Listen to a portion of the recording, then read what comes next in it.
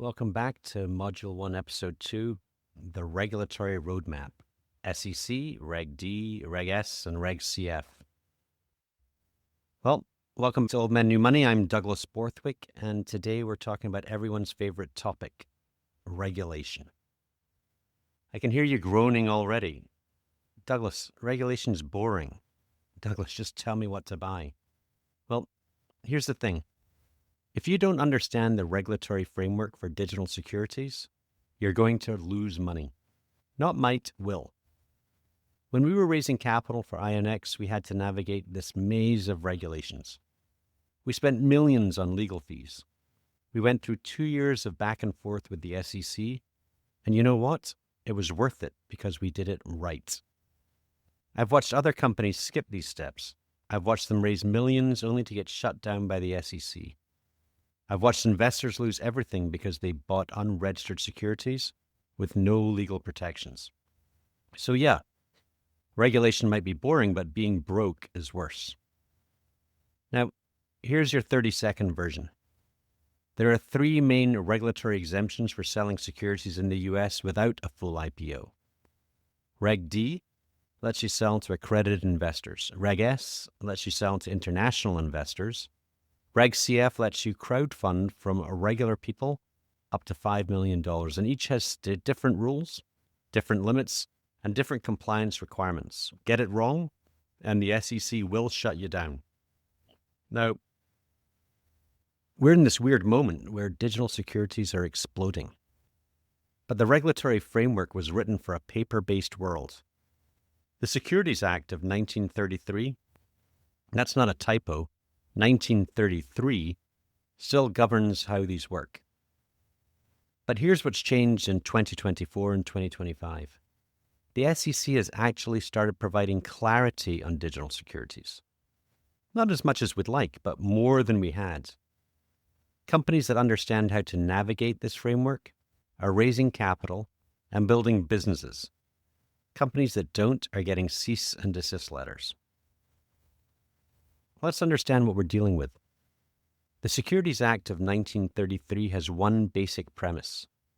If you want to sell securities, you must either register them with the SEC or find an exemption. Registration is the full IPO process. At INX, we went through this. It's brutal.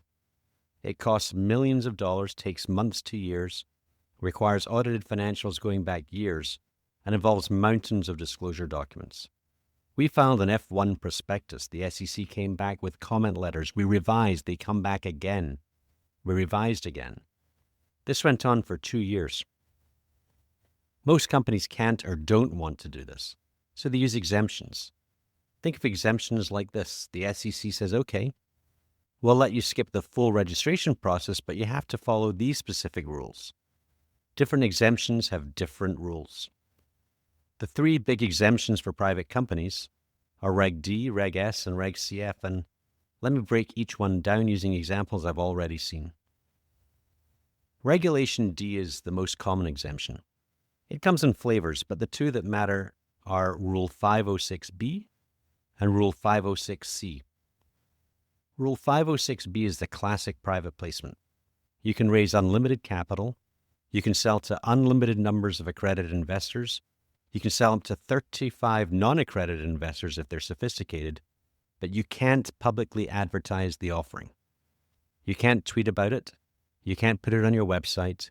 You can only offer securities to people you have a pre-existing relationship with. Rule 506C changed the game in 2013. You can publicly advertise, but you can only sell to accredited investors, and you must verify their accredited status. That verification requirement is key. Under 506B, investors can self-certify. Under 506C, you need to verify with tax returns, W-2s, and CPA letters. Most digital security offerings use 506C because being able to advertise is huge. You can market on social media, run ads, host webinars, as long as you're only selling to verified, accredited investors. At INX, after we completed our full registration, we also advised other companies on Reg D raises.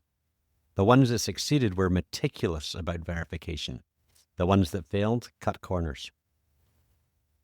To be an accredited investor, you need one of the following: $1 million net worth, excluding your primary residence, $200,000 annual income, or $300,000 joint for the last 2 years, a Series 7, 65, or 82 license, or be a knowledgeable employee of a fund.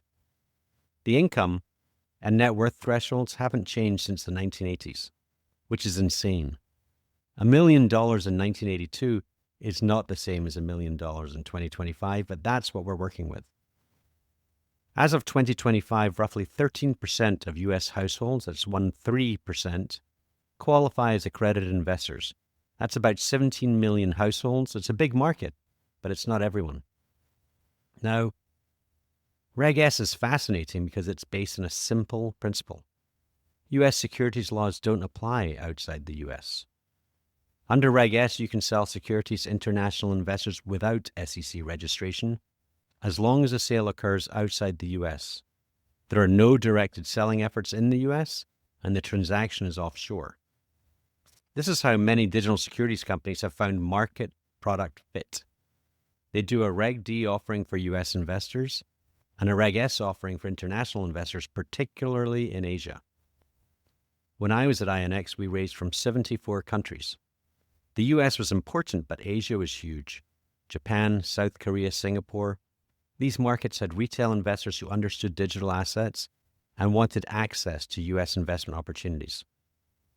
Magic Circle Technology, a company I advise, specializes in bringing Asian issuers to U.S. platforms and connecting U.S. issuers with Asian investors under Reg S.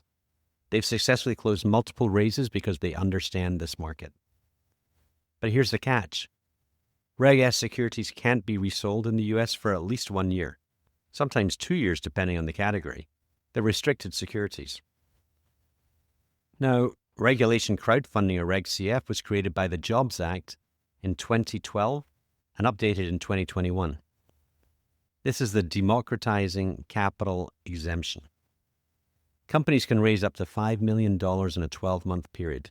Non-accredited investors can invest based on their income, but there are limits to protect them. You must use a registered crowdfunding platform like Republic, Start Engine, or WeFunder. Reg CF is interesting because it allows regular people to invest in startups. The challenge is the $5 million cap. If you need more capital, you need to use other exemptions. I've seen companies successfully use Reg CF to build community and raise initial capital, then move to Reg D for larger raises. It's a stepping stone, not an end game for most serious companies. And let me tell you about what we went through at INX, because this is the alternative to exemptions. We decided to do a full F1 registration, not because we wanted to spend millions on lawyers and years in the process, but because we wanted to offer our tokens to everyone, accredited and non-accredited, U.S. and international, with no restrictions on resale. We filed our initial registration statement in October of 2018. The SEC came back with comment letters. Pages of questions were revised and refiled. They came back again. This happened multiple times. We finally got our registration declared effective in August of 2020.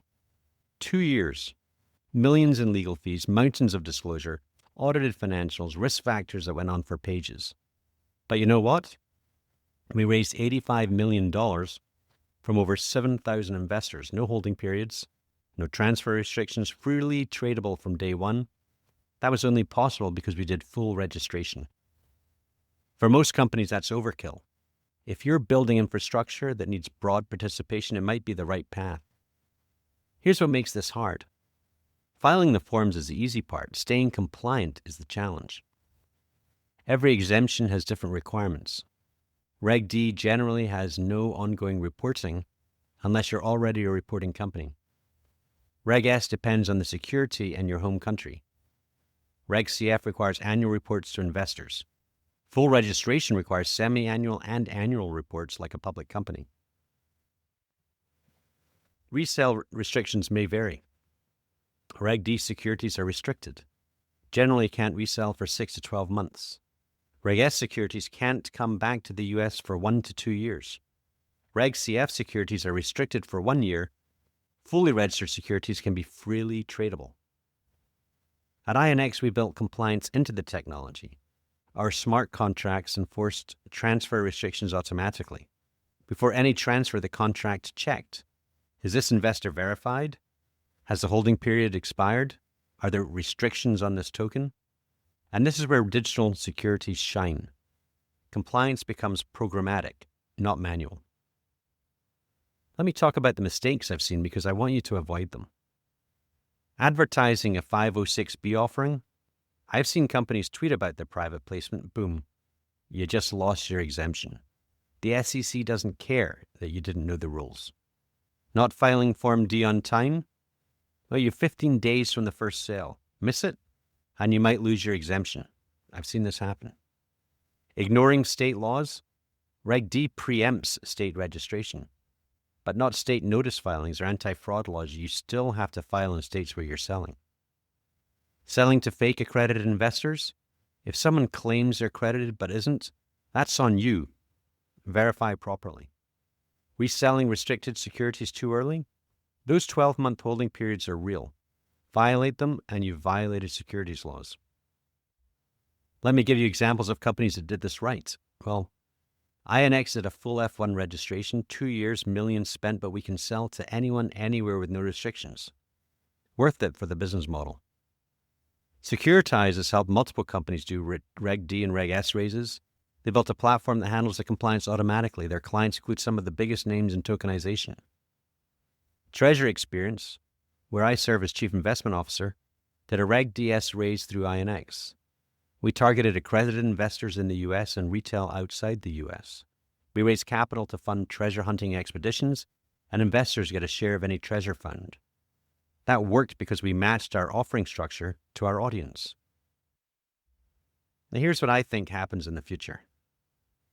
The SEC will create specific guidance for digital securities, not new regulations, but clarifications on how existing regulations apply to tokenized securities. We'll see more companies use Reg A plus for digital securities. The $75 million cap is attractive, and the free tradability is valuable. International harmonization will slowly happen. The EU's MiCA regulation, Asia's frameworks, and US rules will start converging. That makes cross-border offerings easier. And eventually, maybe 5 to 10 years, we'll get updated accredited investor definitions that reflect 21st century wealth and income. What should you do right now? If you're an investor, verify your accredited status. Get your documentation ready so you can invest in opportunities. Learn to read Form D filings. Go to Edgar.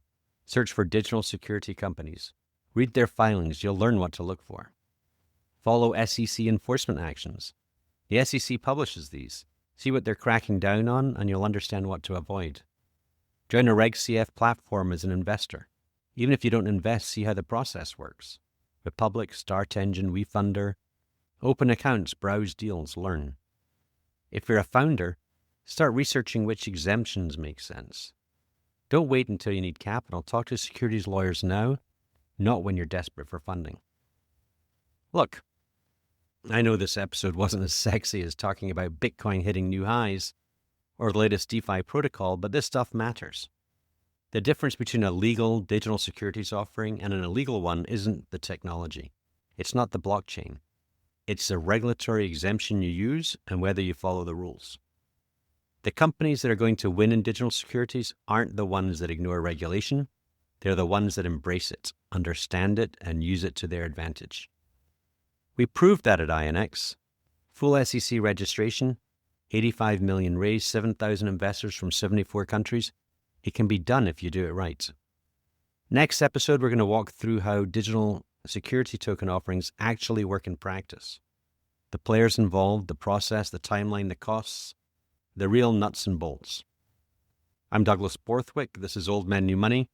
If you learned something today, share this with a founder or investor who needs to hear it. Thank you.